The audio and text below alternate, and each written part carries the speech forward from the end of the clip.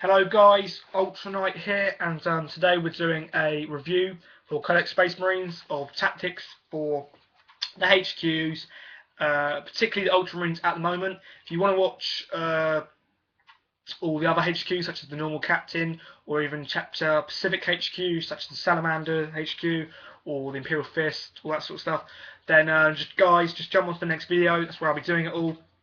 Here is Ultramarine HQs, and in particular, Cato Sicarius.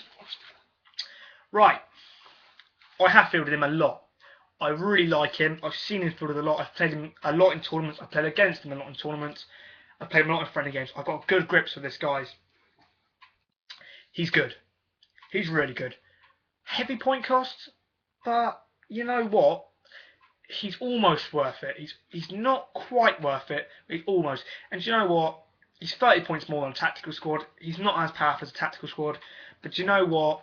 He's fun and he is good. He's a really powerful supporting HQ.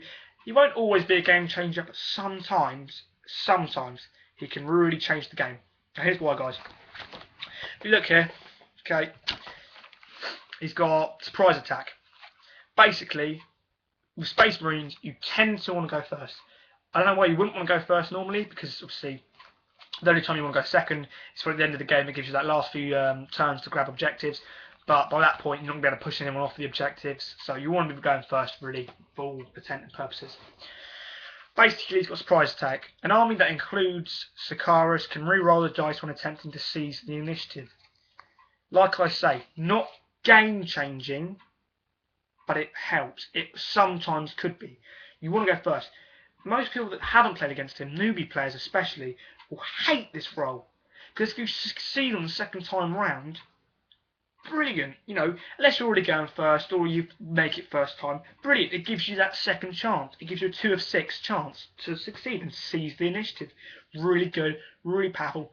But like I said, it's an oddball rule that won't always come true. But still, it's worth a go. This next one is Rights of Battle.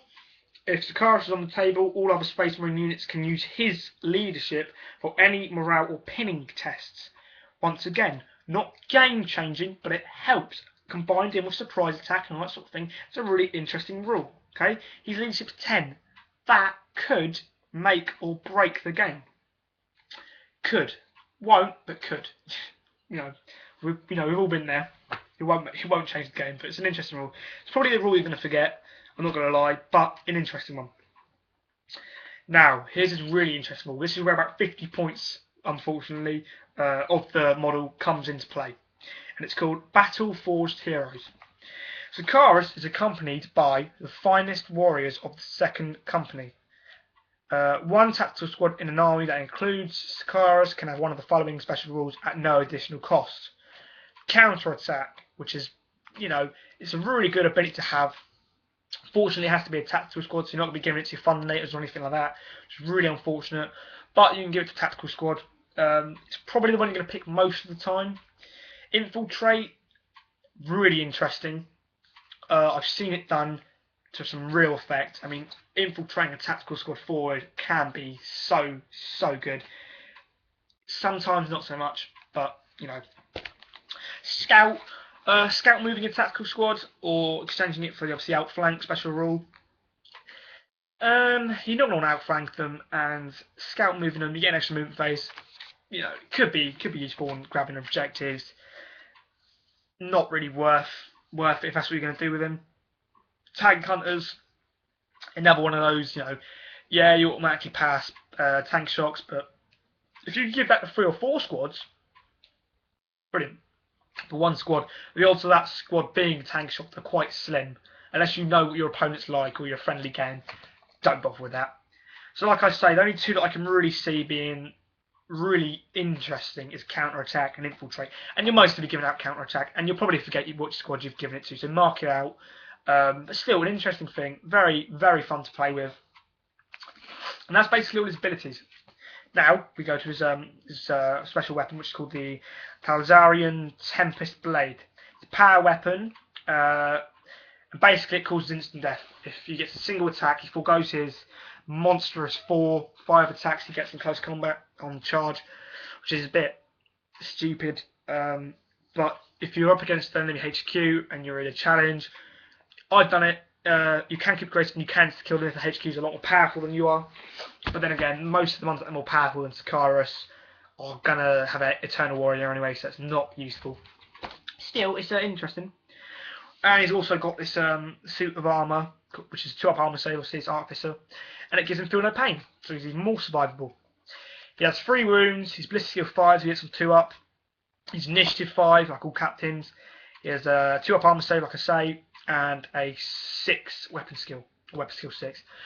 So, I don't know, guys. He is really good. I like him. You know, if I've got 200 points I want to spend on HQ, he's one I'll go for. If not him, then Liberian Sicarius. Still, he's expensive, but he's an interesting one. He's a real fun one to play with. I've seen him played a lot. He's not so much in tournaments anymore, but he is still out there. You will find him in your games of Ultramarine players. I really like him. Good tactics for him are quite obvious. He does well in Terminate squads. He does well in them. Why? Because it's a 2-up armor save and a 4-up invuln. Okay? He does well. Stick him in a Terminate squad. Thundernator squad. So he's getting that 3-up invulnerable save. Just stick him behind one of them. You know, 6th edition. Well, 5th editions will allocate off him. You've obviously got to look out for and all that stuff. So he should be safe. Running forward with them. It increases their leadership. You know, he gives out his special ability to another squad. He's not amazing, but he's useful. He gives that squad a plasma shot and all that sort of thing. He's not amazing, but he'll be hitting first. It just helps. That's the best tactic I can say. It's a weapon to fund the next squad. Like most HQs that are captains, he's not amazingly powerful. He's not going to walk out by himself and wipe out a unit.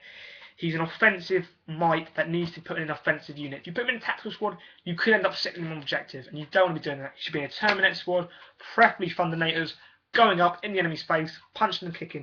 Okay, that's what he does. Do that, and you won't go far wrong. That's cato Sicarius in a nutshell, really, guys. If you're fighting him, a good tactic, just lather him with las cannon fire, or any sort of high AP2 fire you've got, lather his squad in it. Most people put him in with tactical squads. Don't. Okay, I know in his rules and that, you know, it says he's accompanied by the finest warriors that the second company have to offer, and all that rubbish. Ignore that. Okay, they'll tend to put him in a tactical squad. Hit with AP2 weapons. Pretty quickly, they'll start putting wounds on him stupidly. They just do. He'll fail his 4-up invulnerable save. He's not an Eternal Warrior, guys. You know, he's only toughness 4. That's what I'm saying. A las cannon round, just 1 on him. They put 1 wound on him to kind of get that invulnerable save, they'll lose him.